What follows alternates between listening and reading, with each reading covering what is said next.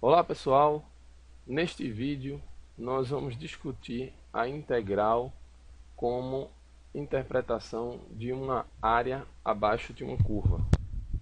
Como vocês puderam ver e acompanhar no material, essa figura ilustra a descrição para esta interpretação. O que nós temos que fazer? Primeiramente, temos uma função definida em um intervalo fechado, AB. Precisamos particionar este intervalo maior em vários pequenos intervalos, que nós vamos denotar por subintervalos. O primeiro termo da sequência dos pontos formados é o extremo inferior. Em seguida, vem um termo x1, x2, até o último termo, xn, que é o extremo superior do intervalo. Como podemos observar, estes pontos aqui marcados vão formar a sequência dos pontos internos ao intervalo AB e que vão possibilitar a formação dos retângulos inscritos à curva. Qual é a regra? Quantos pontos nós teremos aqui? Tantos quantos forem os subintervalos que nós desejarmos obter. Eu vou chamar esse número de subintervalos com a letra N. São N subintervalos. Se nós tomarmos um ponto no interior de cada subintervalo, de tal maneira a projetarmos a altura do retângulo, a base já está definida entre dois desses pontos. x0 a x1 é a base do retângulo. A altura vai ser a imagem de algum valor no interior deste subintervalo. Vamos utilizar aqui o x1 como o ponto a projetar a altura do retângulo. Então, nós temos o x1 e o f de x1. Para o seguinte subintervalo, vamos escolher um ponto mais no interior. A imagem está projetada. Será a altura do retângulo. E assim nós vamos construindo retângulos inscritos à curva. Perceba que a área desses retângulos inscritos parece ser uma aproximação razoável para a área abaixo da curva. A soma dessas áreas é uma boa aproximação para a área abaixo da curva. À medida que o valor de n aumenta indefinidamente, essa aproximação fica cada vez mais refinada. Também vale destacar que nós podemos aproximar por retângulos inscritos, tal como aqui foi feito, como também por retângulos circunscritos, que seriam retângulos que circunscrevem a curva. Vejam aqui o exemplo. Nesse segundo caso, as aproximações foram dadas por retângulos circunscritos.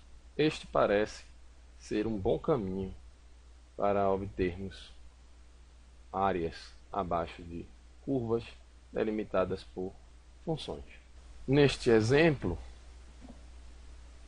fizemos uma partição mais refinada do intervalo AB.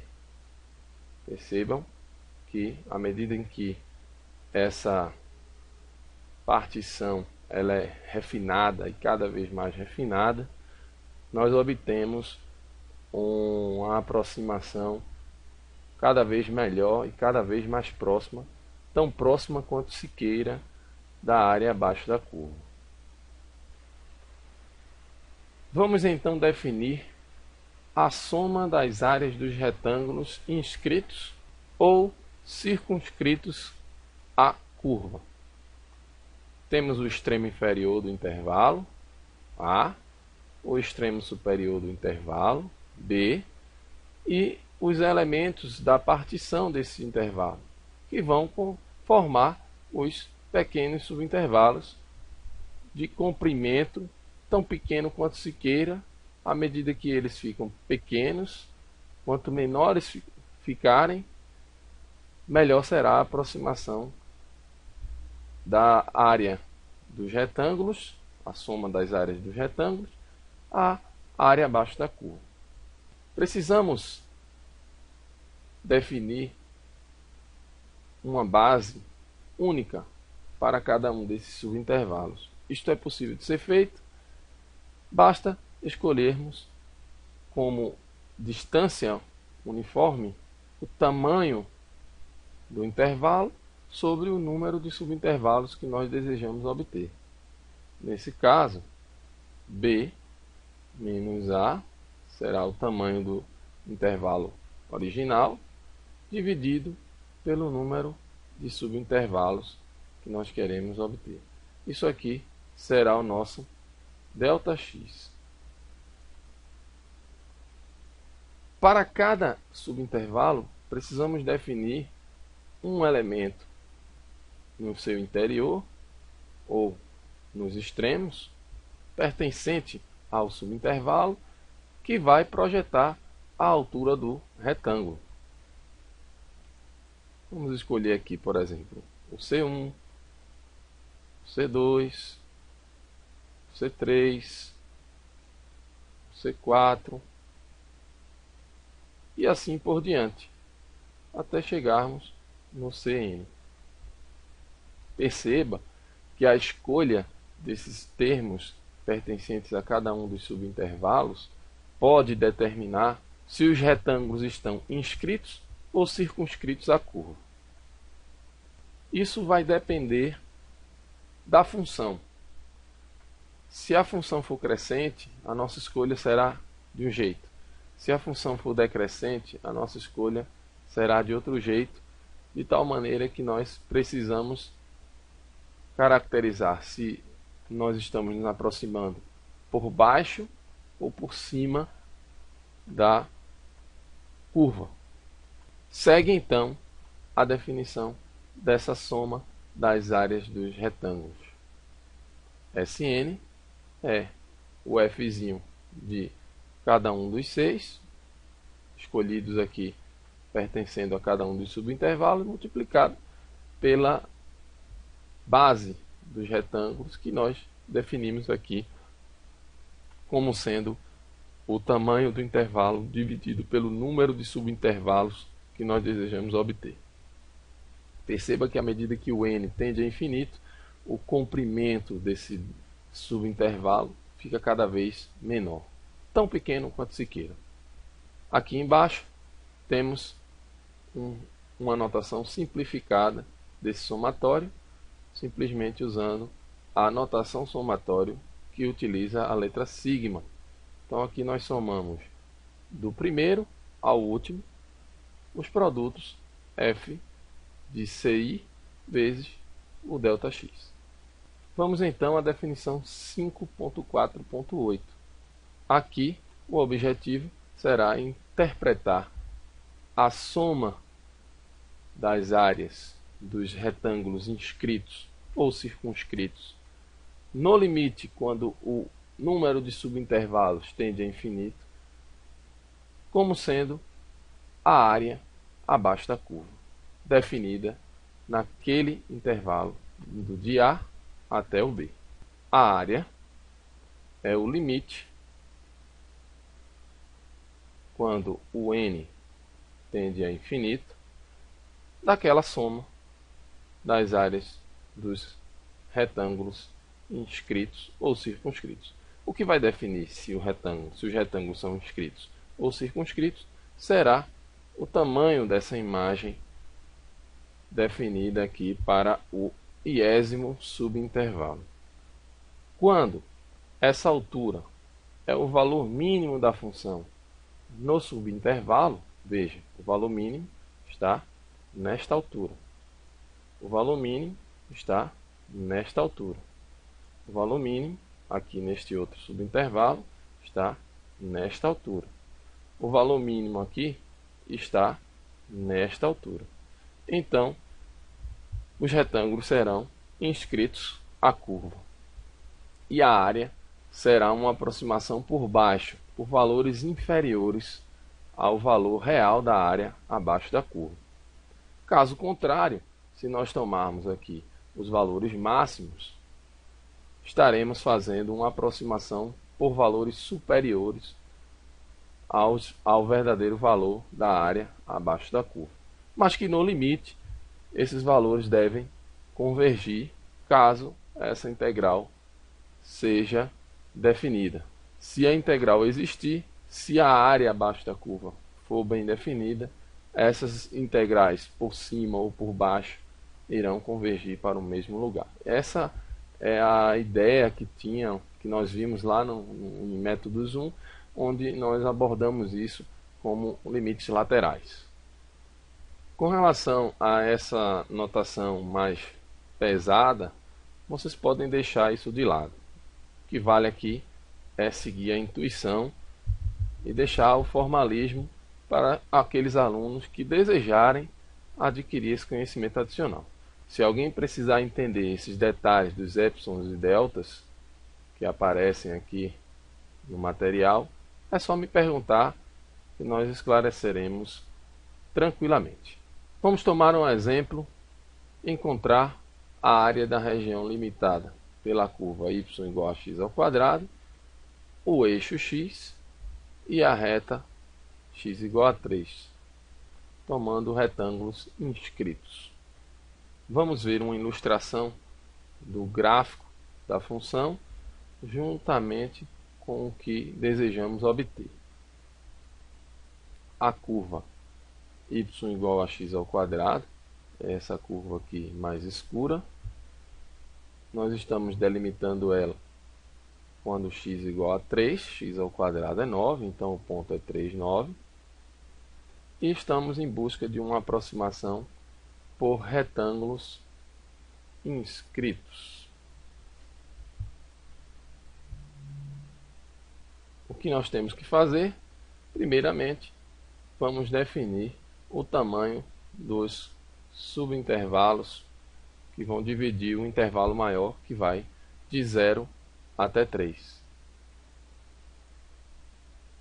O tamanho será 3 menos 0 sobre n. N será o número de subintervalos que nós vamos definir na nossa partição do intervalo 0,3. Dessa forma, o ΔX será 3 sobre n, a função f de x igual a x ao quadrado.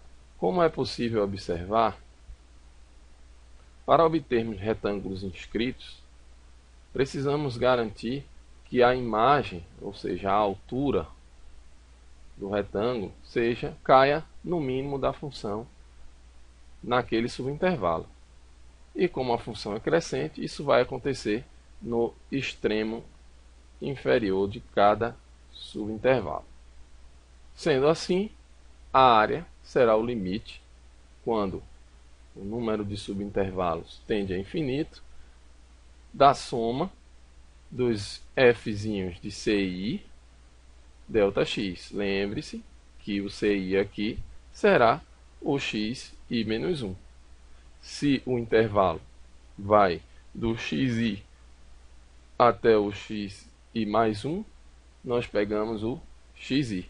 Se vai do x1 até o x2, pegamos o f de x1.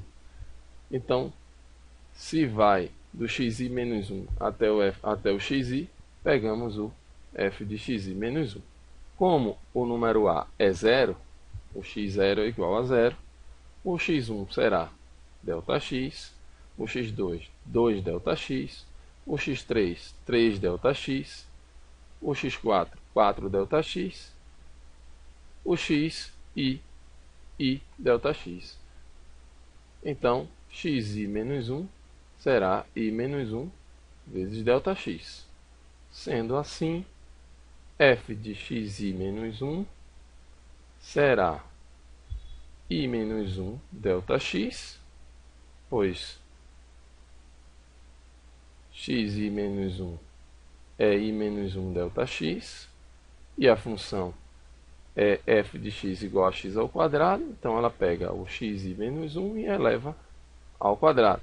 Xi menos 1 é i menos 1 ΔX, e menos 1 ΔX ao quadrado será o f de xi menos 1, que é o valor mínimo da função no subintervalo, que vai do i menos 1, do xi menos 1, até o xi. O que nós devemos agora é simplesmente somar esses valores do primeiro ao último. Do primeiro ao último, nós temos a soma de f de xi menos 1 ΔX do primeiro ao último é igual a i menos 1 ao quadrado ΔX ao cubo, pois f de xi menos 1 é i menos 1 ao quadrado ΔX ao quadrado, isso multiplicado por ΔX será i menos 1 ao quadrado ΔX ao cubo. Como cada ΔX é igual a 3 sobre n, onde n é o número de subintervalos da partição, teremos uma soma tal como esta aqui. Do primeiro ao último, i menos 1 ao quadrado, 27 sobre n ao cubo. Pois ΔX é 3 sobre n. ΔX ao cubo, 27 sobre n ao cubo.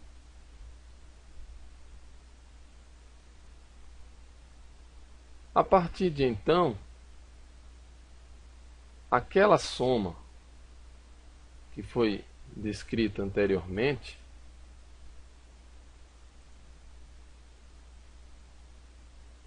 que é igual à soma de i menos 1 ao cubo vezes 27 sobre n ao cubo,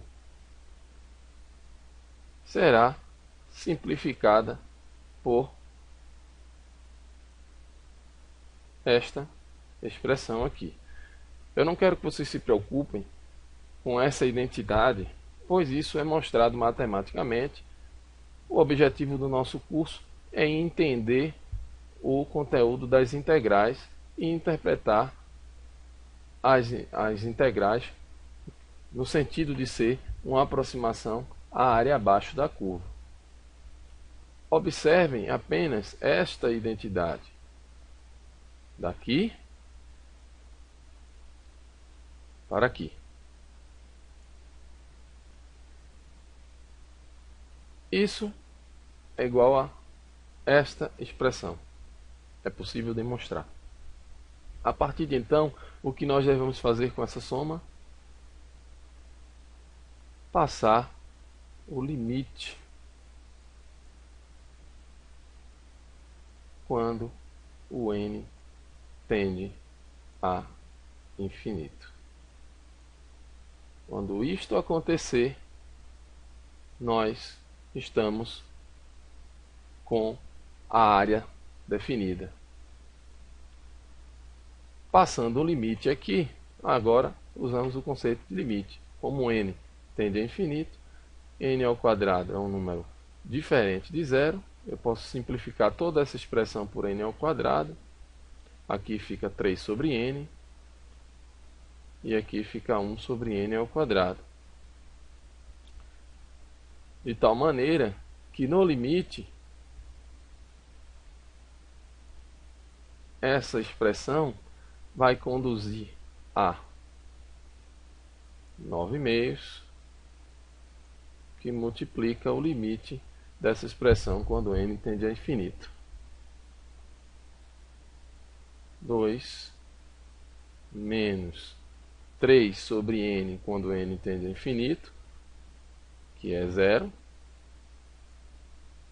e 1 sobre n ao quadrado quando n tende a infinito, mais 0 também. Simplificando o 2 com 2, temos que, no limite, esta soma é igual a 9. O que significa dizer que a área abaixo da curva y igual a x ao quadrado, quando você começa com x igual a 0 e termina com x igual a 3, essa área abaixo da curva é 9 unidades de área.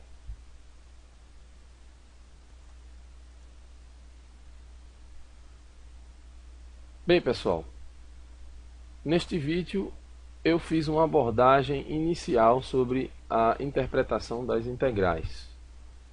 No próximo vídeo eu vou dar continuidade ao assunto, tocando nos pontos como, por exemplo, o teorema fundamental do cálculo, formas de cálculo de integrais definidas e assim por diante.